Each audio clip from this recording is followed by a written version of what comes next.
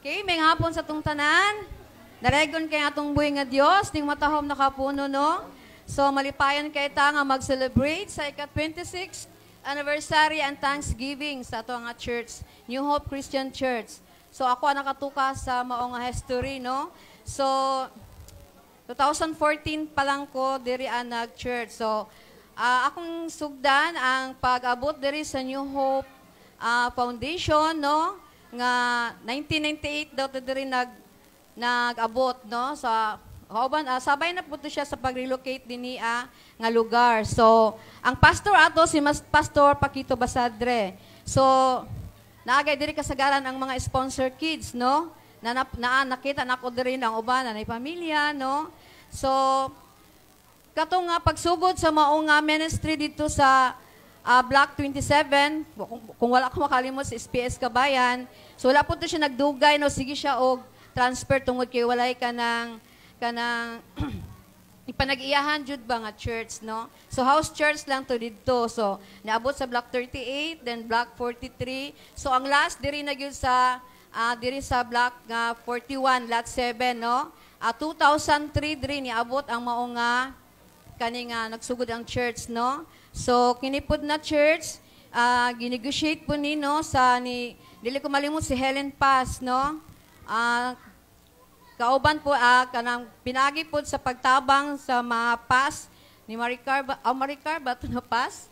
Si Maricho, so, sorry, no? So, si Maricho, dato si Kiang, no? Nga, maong pagpalit ni ini nga property. So, kining po nga property, isuon po ni Amay, no? So, mo to nag-start diri ang panimbahon. So, mga pila na katuig sa nagsigi og diri mga bata lang gid diri kasagaran no nakaanhi ko dinhi no mga bata lang ang nagaanhi dinhi pero dili pa jud kaayto sila mga faithful no kay mga gagmay pa no magdula si Pastor Basadre buotan kay ito.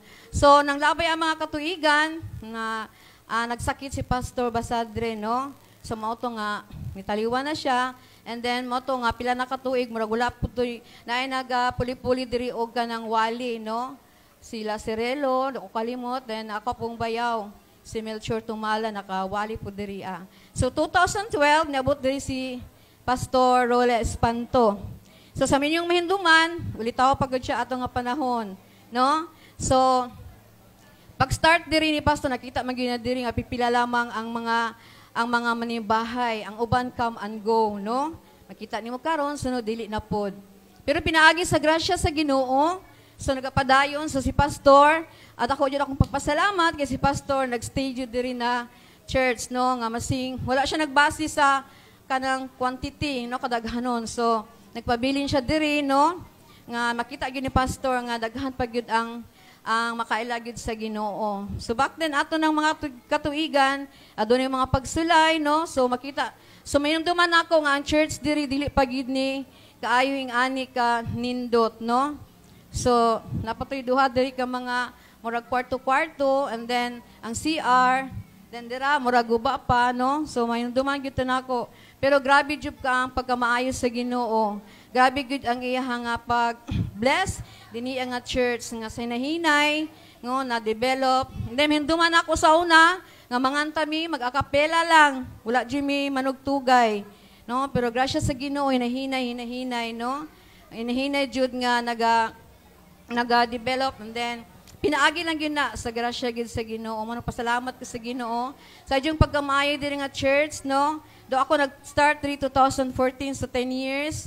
Ako nangalaga diri nga church. So grabe gid ang paggamay sa Ginoo, paggamit sa matag usa sa mga bulhaton and then sa diri sa ministry sa kanang worship team no. Bless kaayo nga daghan na jud ang nagpagamit no nga makabataan no mga sponsor kids gihapon to siya. So mo na akong pagpasalamat sa Ginoo no ang history diri sa church kung paunsa gyud gi-bless ni nga a ministry. O gani, bless kaayo no kay kanang si pastor, siya na ang overall president sa New Hope Christian Church, no? So mo na grabe jud kaayo ang pagkamaayo sa Ginoo. So mo lang na no, so ang tanang dungog ug himaya, akong ginabalik di lamang sa tungwi nga Dios.